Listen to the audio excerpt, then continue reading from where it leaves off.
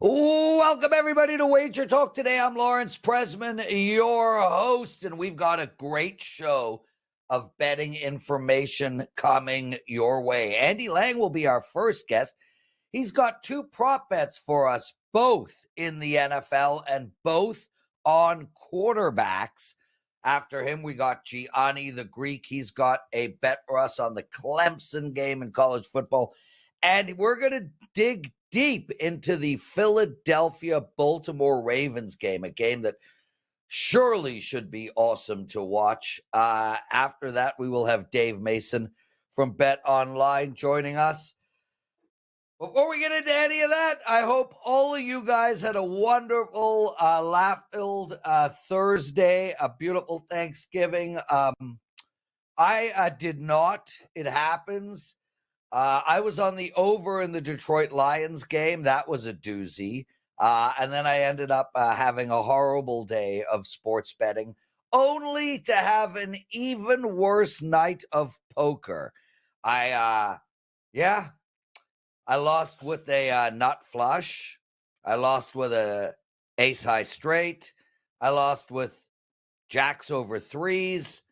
It was one of those days, but it's behind us.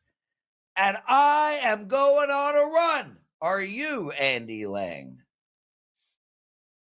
Yeah, should be 3-0 this week on plays. Had a nice cash in the NFL yesterday, so it's madness here. We have Formula One qualifying in a half hour. My college football is right now. The PFL championships are right now. I've never had more bets and activity at noon on a weekday. Yeah, it's an odd day for sure. Yeah, that is well. I got a bet starting right this second in college football, so I'm with you. I also have a 5% going in college football tonight. We last left on Wednesday, although my yesterday was horrific. Wednesday was really good, and I cashed my 5% play. So yeah, I'm feeling groovy.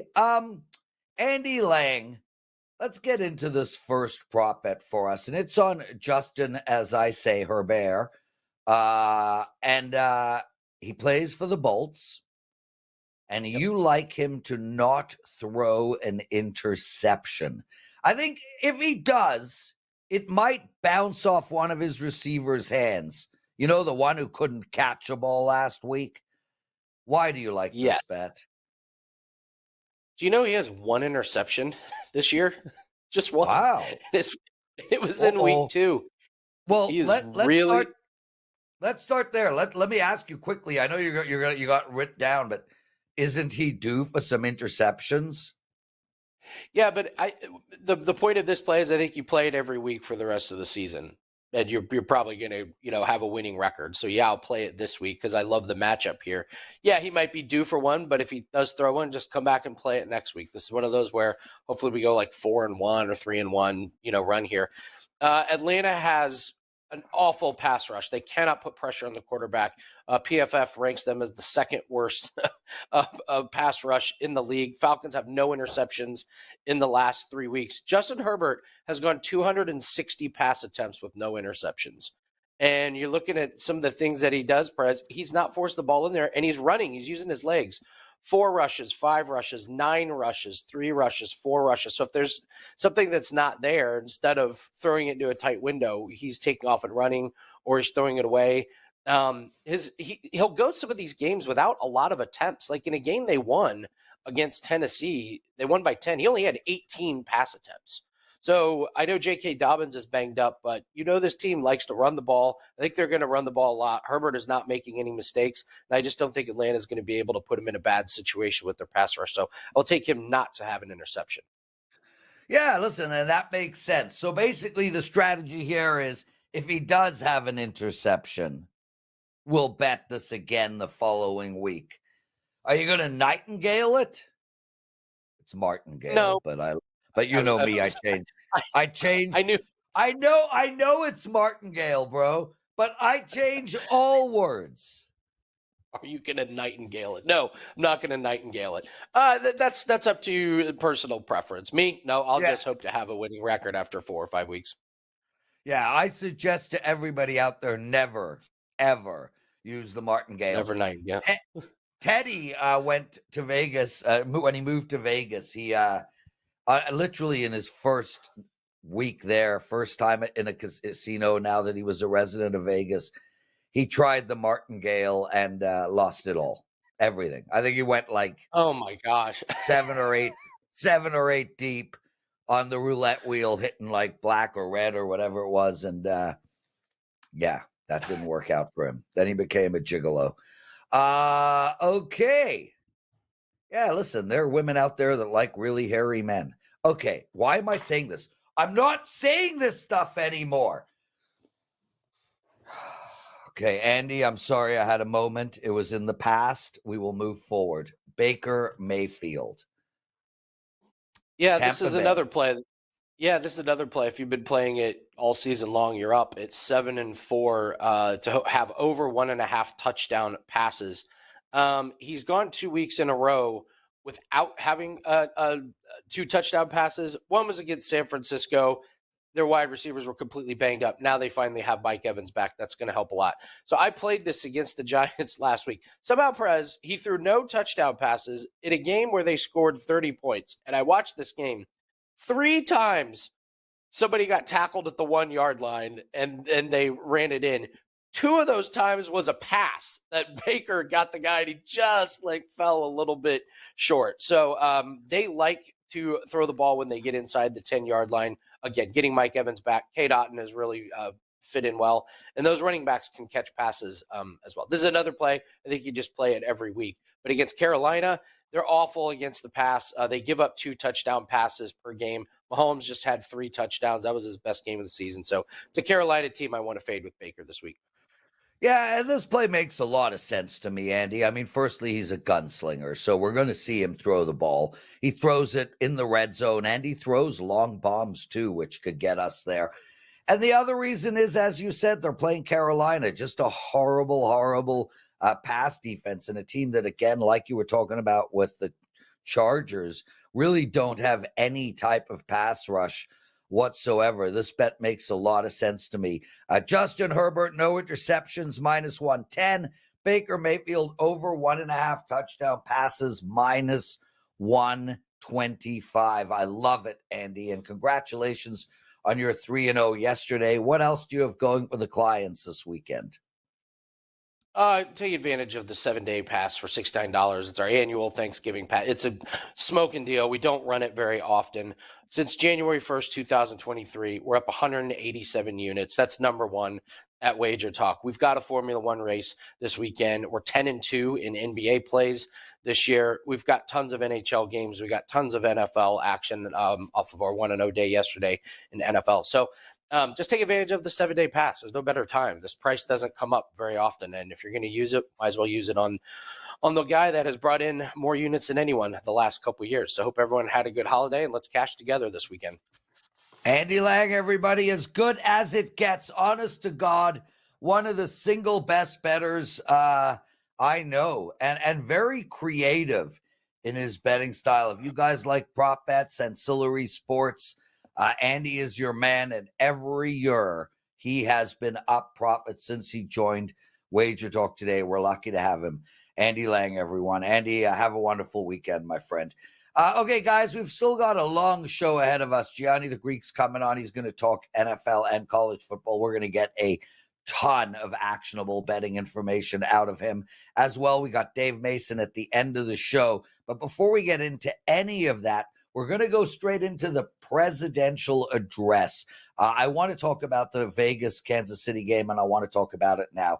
So welcome to your daily presidential address. Las Vegas Raiders +13.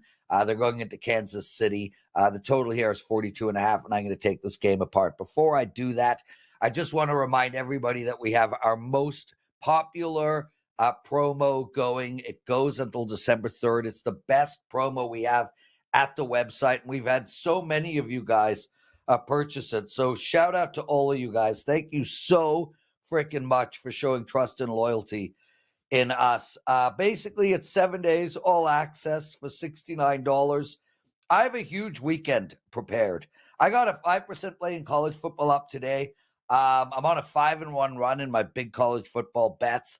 I'm also on a 14-6 college football run, and I absolutely love this play. I won my last 2 5% plays. This play goes in the afternoon. Make sure to get it. And on Sunday, I will have at least 5 NFL plays up. Saturday will be 3 college football, and of course, I'll have NHL, college basketball, and NBA along the way. Okay, shut up, Prez. They want to know how to bet this game. So here's the bottom line for me. Now, I know Kansas City is going to win this game. I'm pretty confident they're going to win this game. The only question is, are they going to cover 13? Well, let me tell you this. They have not covered 13 the entire season. They did push on 13 against the New Orleans Saints.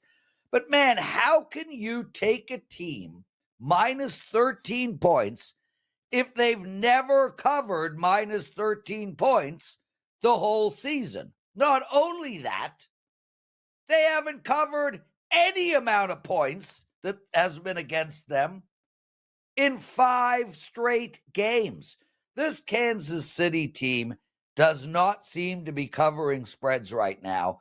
And at minus 13 in a division game, standalone, national TV audience, makes no sense to just automatically think today is the day.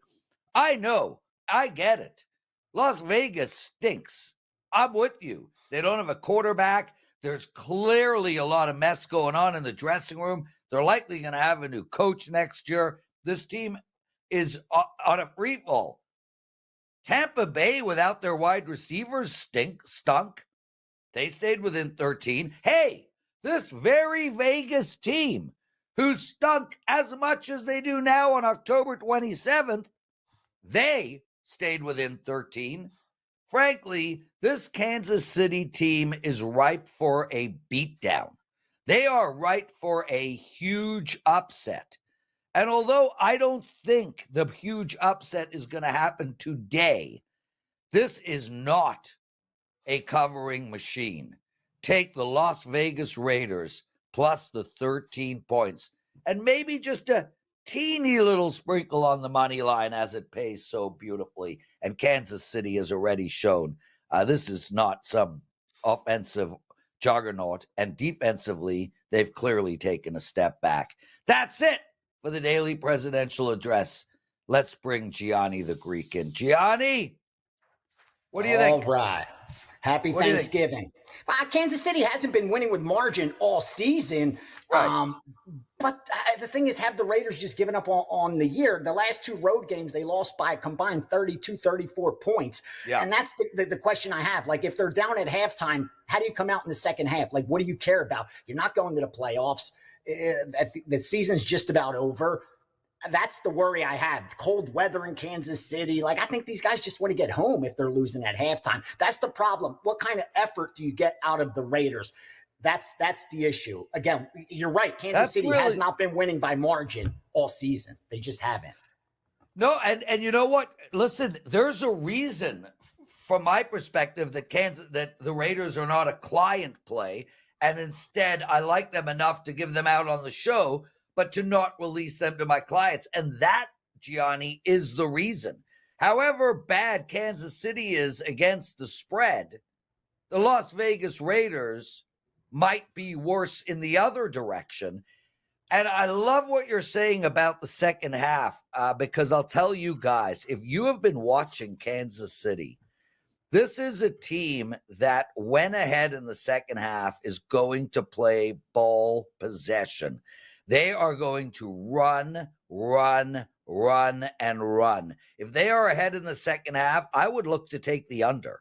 If they're ahead in the second half, I would look to continue to bet on Kansas City in the second half. And we've already seen how great they are, Andy Reid, in those second half adjustments. So I'm with you, dude. Great point. I like the Raiders, but I don't like them enough to bet my hard-earned money on them. But I want to keep people off of Kansas City. You know, that kind of daily presidential address there was, don't bet Kansas City here, guys. They haven't covered 13 all season. Why should we just assume they're going to cover 13 today? How did you do yesterday, brother? I hit my 5%. I hit my biggest bet. I lost in college. Shouldn't have even really gotten involved in the college game, but some info came in on that under strong late, but that didn't get there. Overall, in the NFL, I think I got a split. But again, the big bet is what I was really banking in on it. And thank God. What was it? Got lucky. The under in that final game, in that Green Bay game. Under 47.5. Yeah. Wow. The gambling gods have owed me, Prez. I've had some, again, I don't complain because long-term bad beats and lucky wins, they're going to balance out. But I've had my fair share of bad beats over the last 6 months that I think the gambling gods are starting to turn and favor me a little bit of late. I've been seeing winning those not coin flips. The probability of me losing has been winning on some of those games. So I see it's turning. Dude, I'm a sick man. I keep track of shit like bad beats and whatnot. I am 1-11 in the last 5 weeks on missed kicks. 1-11 in the last 5 weeks on missed kicks. I write this shit down just to torture myself further. I mean, I took an under into overtime on Tuesday and lost in NBA. I took a dog into overtime on Wednesday and lost in NBA. And I had the over in the Detroit Lions game yesterday and lost. So if the gambling gods owe anybody anything, this is the man right here. And you know what? They ain't going to give it back to us. And I'll tell you why, Gianni. I'll tell you why they're not going to give it back to us. Because we're constantly on the right side. And in order for the gambling gods to give us a gift, we have to be on the wrong side. And get lucky. Yep. Be the product of good luck. And it doesn't happen too often. You're absolutely right. Absolutely right. Great bettors have bad beats. Shitty bettors don't. It's funny. Real quickly, I do a podcast for the UFC every week, and I invite different guests, some media, some odds makers, some wise guys. And whenever I bring a wise guy, like a real sharp that people don't even know who they are, but they're actually winning bettors, and we ask them this one question: what's your most memorable bet? I swear to you, every single one, it's like 100% of the wise guys, they all talk about a bad beat. The losing bettors, like the media guys, the writers, they always talk about their big score, the parlay they hit or the big long shot they hit. But the winning bettors are always complaining about that bad beat, that stung, they had the best of it and they still lost. That's what they focus on, and that's the difference. Well, for me, I have to then sound like I'm a square because many years ago, and I'm talking about 15 years ago, I had like a 6-year-old and an 8-year-old. It was raining on Kentucky Derby Day. I needed to give the kids something to do. So each of us took a horse and I went on. I've never made a horse bet in my life. I'm like, Ty, what do you like? She's like, I like that one. Maddie, what do you like? I like that one. And I put them 1, 2. I didn't know. I thought I took where it was all.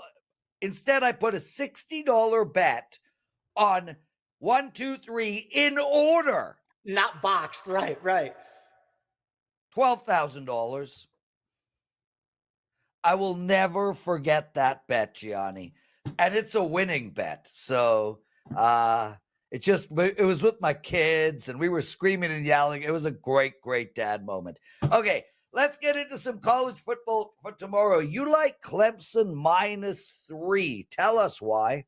Love Clemson. Clemson should be close to a touchdown field favorite at home. They're just not getting any respect, especially for that home field advantage here against South Carolina. Listen, South Carolina's been getting some wins, but a lot of them have been lucky, meaning the other team has been turning the ball over.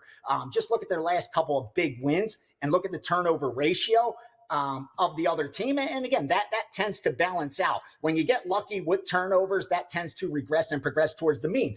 I look at the Clemson side. Look at their last loss against Louisville. They absolutely dominated that team. They almost doubled up on time of possession, doubled them up on first downs, doubled them up on pretty much every stat that matters except the scoreboard, which comes down to a lot of randomness involved. I think they went 0-4 in field goals, so they didn't get lucky in the red zone. It's just one of those bad games. But because of that, we get some extra value here with a very good Clemson team at home. Clemson's a little undervalued when you look at their rankings where they sit 12th. They are definitely a top 10 team power rating wise. And I think South Carolina is a little bit higher than they should be. And it's just based on a tough schedule and a decent record. But again, I do think a couple of those wins are the product of good luck, and the cream will rise to the top. Clemson at home gets the W. They pull away from South Carolina, and they win this game by double digits. They're the proven team. They have the history. They've won the games that mattered, and this is a big game for Clemson. They need this win, and I think they show up and they crush this South Carolina team that they've had no problems with in the past. Yeah, any thoughts on the over here, Gianni? And the only reason I ask is we got some massive scoring from both of these teams, 51 points in the last game by Clemson. Now, I understand it was against nobody, but I mean, this is a team that's put up 49, 48, 51, 40, 59, 66. South Carolina, 56, 34, 44. I mean, 50. This line is 49.5. And I know both teams have good defenses, but not lights out defenses. I like the over in this game right off the bat. You got to lean that way. You do. Yeah. But the low total is what honestly pushed me even more towards Clemson covering this game, because it tells me they don't expect all that many points from the South Carolina team. If you remember, they played Mississippi and had a lot of trouble, barely put up a field goal, couldn't even score a touchdown against Mississippi. So the low total is what stuck out to me. I think you're right, because I do think Clemson puts up enough points, and South Carolina is going to score, obviously, to get this over that 49. I think it's a little bit too low, but that low total is a telling sign with a South Carolina team, like you said, coming off a 50-point game, and they've scored plenty over the last couple, but I do think it's a sign of just how good this Clemson defense is, and South Carolina is going to have trouble putting up points against them on Saturday. Gianni the Greek joining us, everyone. Guys, if you like the show, please, if you don't mind, take a second out of your day and hit that like button. Be greatly appreciated. Subscribe to our channel as well. 187,000 subscribers. Oh, much love to you guys. Thank you for that. Gianni, before we get into the Philadelphia-Baltimore game, I want to talk to you about this correlated situation you're discussing. And you've mentioned it in the past, and we've alluded to it a couple of times. How are you taking the total and the side? How are you using one to help you with the other, etc.? Because you mentioned that total helped push you onto Clemson. Help the viewing audience understand how to read that and use that on a daily basis. And I'm guessing from your perspective, it works on every sport. Absolutely. Absolutely. And the one thing you got to remember is bookmakers will not allow correlated parlay for a reason. They believe that the bettor is getting the best of it. And a perfect example of a correlation would be a team like Georgia playing Citadel, and they're minus 40 points, but the total's only 44.5, 46.5, 48.5, 51. So what they're saying is, will this other team even score?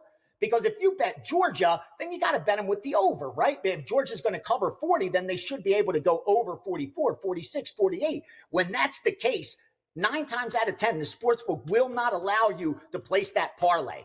They will say it's a correlated parlay, and we will not allow it. And that's, to you, as a telling sign why parlays are negative EV, because they don't allow them when they believe they're positive EV. That's why you should stay away from them. But there's still always situations that you want to look at that are correlated, and even that a book will let you. The reason I look at the total is because I respect this market so much. It's so efficient that it's very telling. When you see 2 high-scoring teams and get the total as low, you have to pay attention. You can't just all of a sudden assume they made a mistake, they're way off, Or the opposite. You'd see two great defenses, low-scoring games the last couple, and all of a sudden you have a 50-plus point total. There's got to be a reason for that. To me, that's what I really pay attention to, not just the side, but also the total. Correlate the spread to the total. Doesn't make sense. Today, perfect example, Kansas City. They're a 13-point favorite. And the total's what, 41, 42? If they cover 13, they probably got to go over 42, right? Because they got to put up, what, 20-plus points to cover that 13? So you get even 2 touchdowns, 10 points out of the opponent, you're probably going over. That, to me, is always why I pay attention to both the side and the total and try to conclude, is it correlated? Like, if I take this this dog and the under, is it a correlation? Because today it does. If you're expecting a low-scoring game, you got to go with the dog. You have to go with the dog. You're getting 13 points in a game. You're not expecting more than 40 to be scored. If you like the under, it's hard to lay points with Kansas City because you're betting that the opponent doesn't even score. Just bet the team total under in the opponent. Why even care about having to hit the side and the total of Kansas City? Right. If you think they're capable of covering the spread and keeping the game under, then the team total for the opponent has to stay under. That's a lock. If Kansas City can't win the game, cover the game, and have them stay under the total and that other team's total not stay under. That's where, that next step of reasoning, that next step of handicapping, where you look at things like that. Sides total, teams total. How is it correlated? What's the odds makers think compared to what the market thinks? Because again, I respect the overall consensus than I do in the short term, those individual bets, because most are popularity contests, like they say. Short term, stock market popularity contest. Yeah. Long term, it's a weighing station. Like, you're going to weigh that if it's really worth anything. That's the difference. Dave Mason still to come from BetOnline. Stay with us, everybody. And breaking news, Matt Eberflus will have a lot of time on his hands moving forward. I'm sure his wife and children are very excited about that. I hope his time management with them is a little better than it was as a head coach. And I'm guessing we will never see that man again. Gianni, talking about correlated, the Ravens -3, and I say correlated because we've got a very high total and a low spread. They're telling us the Ravens are going to put up 27-31. Is that what you're seeing? And which way should we bet this game? Yeah, it's almost like they're saying who's going to have the ball last is going to win. They're going to put up a ton of points. It's a coin flip. Who's going to make the mistake or who's going to have the last possession? I don't think that's the case. Here's the bottom line.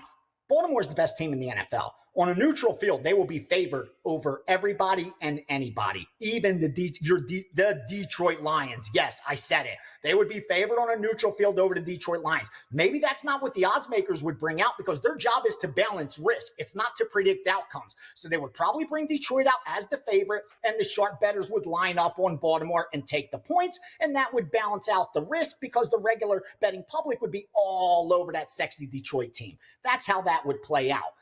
So it wouldn't be a problem for the sports books. In this case, Baltimore's getting no respect at all for home field advantage. This is one of the strongest home field advantages of all the NFL.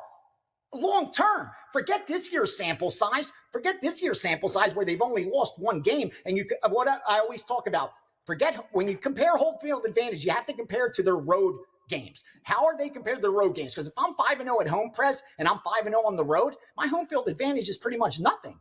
I'm doing just as good on the road as I am at home. It doesn't matter. But when I'm only have one loss at home and yet I'm a 500 team on the road, playing at home tends to matter. And that's exactly what we see with Baltimore this year, where they've won 4 or 5 of their home games, but they're only 4-3 on the road.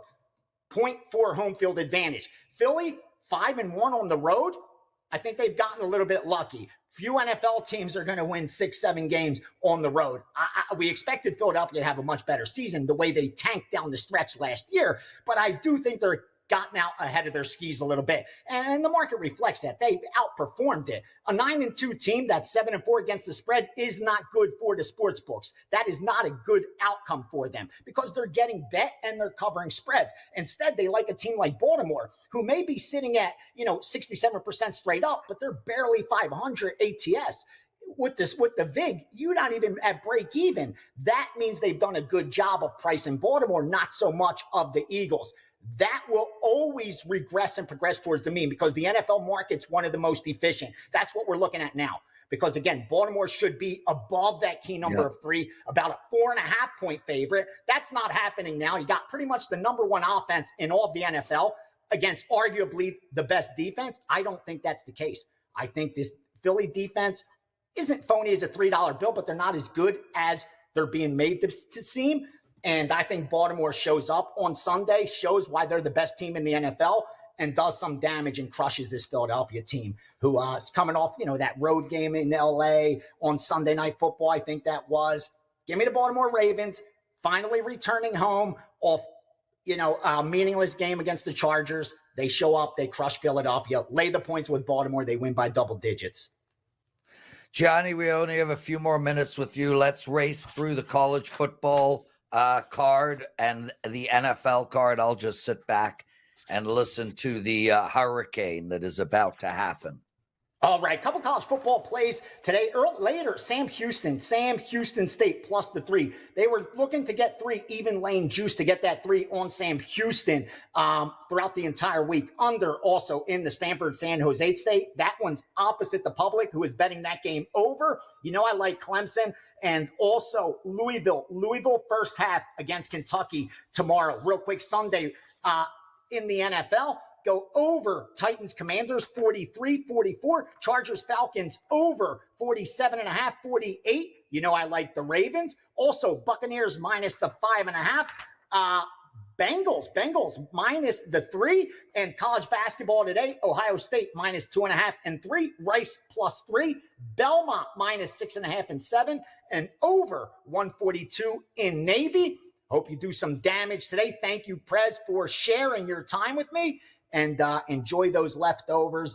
Cash some tickets this weekend and head on over to the Steam Room. We're having it on Saturday, tomorrow. So if you jump on board, you will be able to enter that. And I'll answer any NFL questions as well. With no UFC tomorrow, we will be doing it because there's so many live bets that come in, second halves and all that. So I'm having it while college football and college basketball is being played so they could get all that live information. So join me tomorrow, Steam Room, 12 p.m. Eastern time. And again, God bless, Prez. I hope you had a good time on your vacation. Living the dream, brother. Living the dream. God bless you and yours, my man.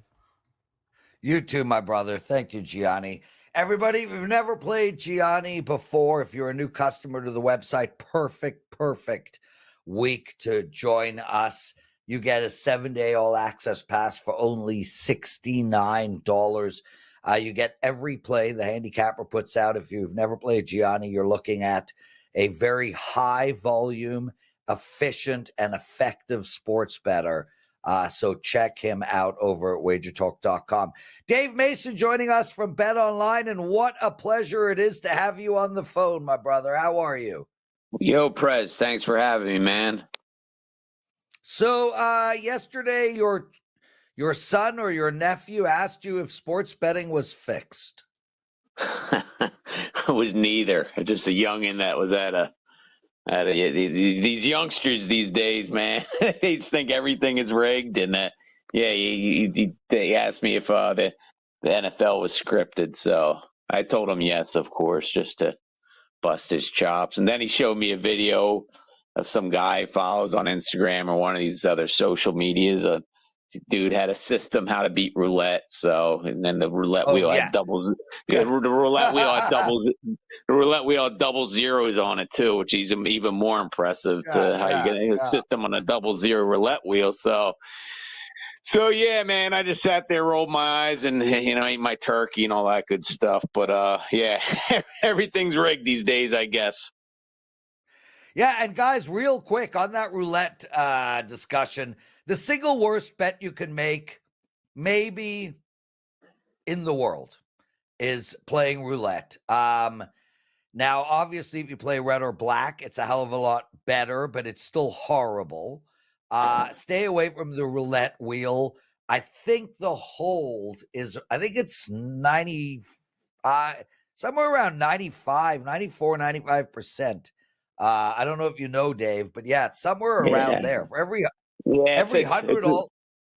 It's definitely one of the higher holds, especially when they keep on adding green zeros to it. And I think there's and then just thinking of my friends who play roulette when we were going to see casino, they're the guys who usually really don't get the math. They just like the spinny wheel, and so I think there's a direct correlation between the higher hold and people that just like the spinny wheel and just throwing chips on the damn table, really no thought or strategy, or you know what I mean? So I think the casinos know, but yeah, man, the 00 roulette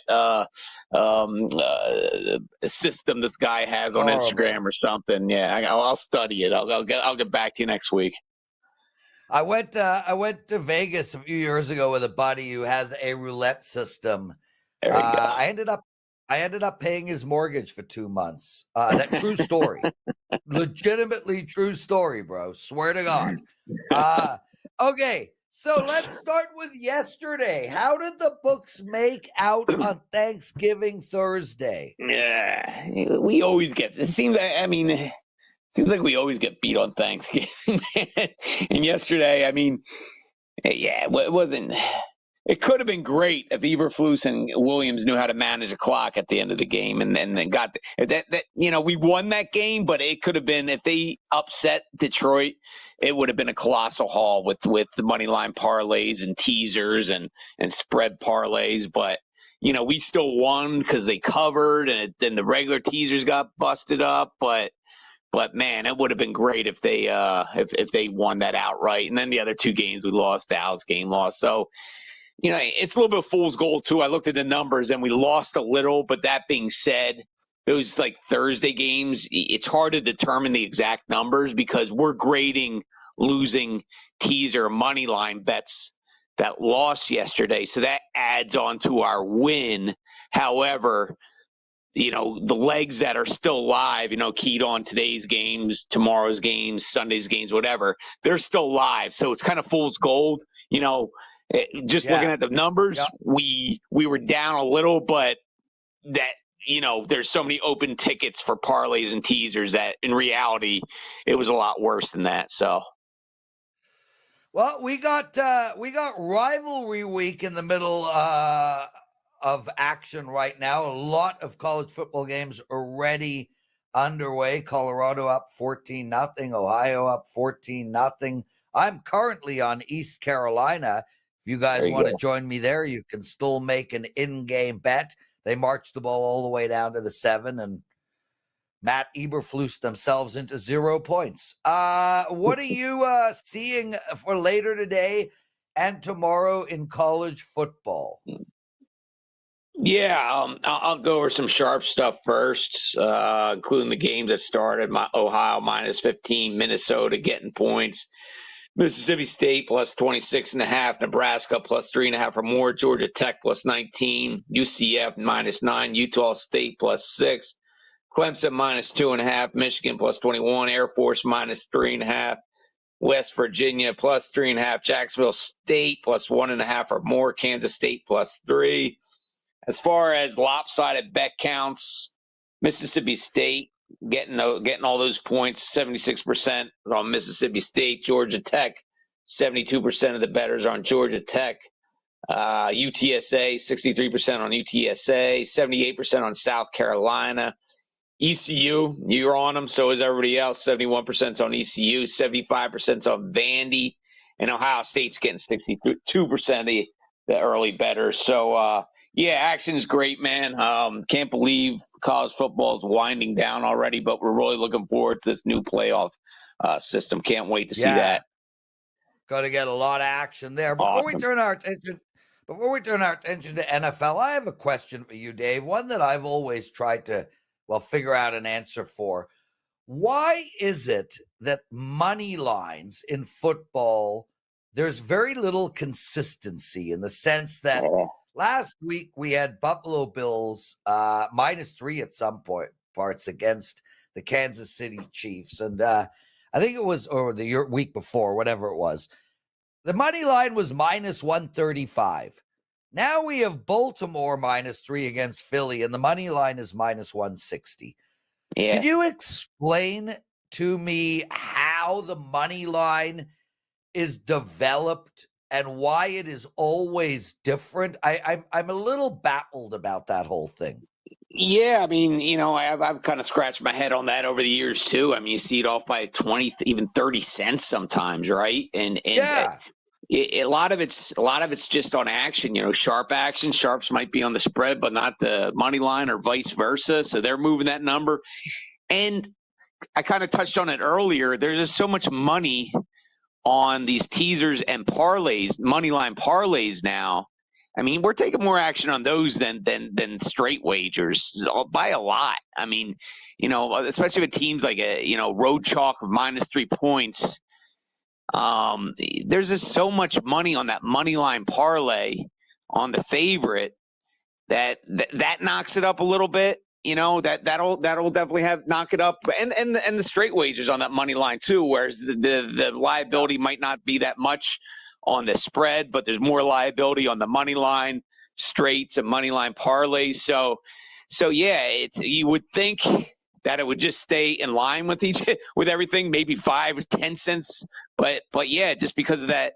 Those money line parlays and parlays and teasers and all that stuff that definitely makes sense. impacts it. That makes sense. Another thing that is always I could never get my head around in football, kind of off topic, just as we're discussing weird things. Why is it that on a kickoff, if you kick it 10 yards and you're the kicking team and you get the ball, you get the ball. If you kick it 15 yards and you pick up the ball, it's yours. But if you kick it 50 yards and you pick up the ball, it's the other team's. Why? I don't understand.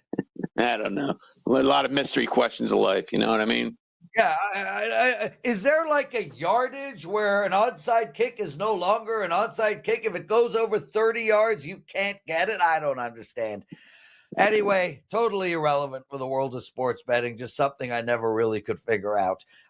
Dave Mason with us, everyone, from BetOnline. And I'm so thankful that you give us your time every week, Dave, especially on Thanksgiving weekend. Let's turn our attention to some NFL. We'll start with the Kansas City Chiefs and the Las Vegas Raiders.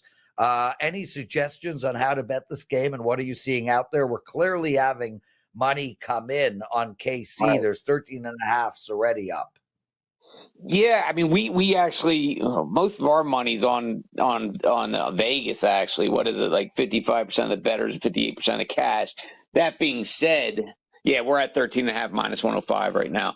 That being said, this is one of those games that people are teasing a money line parlaying down. I mean, let me click here. Money line parlays.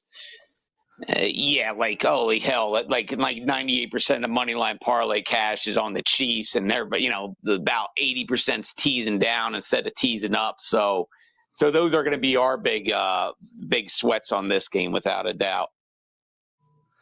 So as for Sunday, I mean, obviously there's some games that are bigger than other games. I mean, Baltimore and Philadelphia will be a very highly watched game. Pittsburgh and Cincinnati will garner a lot of interest. San Fran and Buffalo, what could have been an outstanding Sunday night matchup. What are you seeing? Where's the money coming across the board, and any suggested bets you might have? Yeah, I mean, let's see here. Sharp stuff. I'll go over that first. Commanders -5.5. Bengals -2.5. Patriots +3. Jets +1 or more. Saints +3. And Chiefs today -12.5. A little bit on that, not too much. As far as lopsided stuff, Chargers 73% bets on Chargers, 62% on the Colts, 62% on the Texans, 79% on the Seahawks. That's the biggest lopsided one. 67% on the Rams, 58% is on Philly. That's actually not getting a lot of early action. It's a head scratcher there. I mean, a ton's going to come on game day on that, but not a lot of early action on that. I think that's just such a sharp line. It's just with your classic 3-point spread, right? Great team versus great team. 67% is on the Bills -7. And 77% is on Denver. Again, a lot of these are going to be huge teaser and money line parlay. I mean, Bills -7. That's going to be a big teaser game. Yeah. So I mean, those are our biggest bet count. Well, go ahead. Let me just go to this Jets game quickly because you mentioned it twice. So what I'm hearing from you is that a lot of smart money is on the Jets, but a lot of tickets are on Seattle. Is that correct? Jets plus points. Got bet by sharps. So it's currently a pick 'em. The bettors, the public's on the Seahawks without a doubt. The sharps are on Jets and the points. Dave Mason joining us. Dave, anything at all in hoops or NHL tonight, and then we'll let you go. I haven't even paid attention to hoops. So I can click on it and see what's going on there. Fair enough. Fair enough. Dave, what do you got to promote? BetOnline.ag, man, come on over. We have the earliest opening odds. We have all sorts of good promotions on our promotions page, contests, all sorts of contests this weekend. Get on over to BetOnline.ag. Wonderful stuff. Dave Mason, everybody. Privileged to have you on. What a fun show. Andy Lang, Gianni the Greek, and Dave Mason. Shout out to all three for giving us their time. I know people are not working today. It is still sort of Thanksgiving, if you will. Guys, please make sure to bet my 5% play tonight. I also love my hockey play tonight. Just wanted to single that out. Absolutely love my NHL play as well. Take advantage of that promo, guys. $69, 7 days, all access. You can use it on everybody. Guys like Marco D'Angelo having one of the best seasons he's ever had in his life. He'd be a great starting point for that. And instead of buying my single 5% play, you can get my 7-day all access pass as well for $69. Real privilege doing this show. Thank you all for watching. Next week will be a great week. I'll be hosting alone, but it'll be fun. We'll see you then.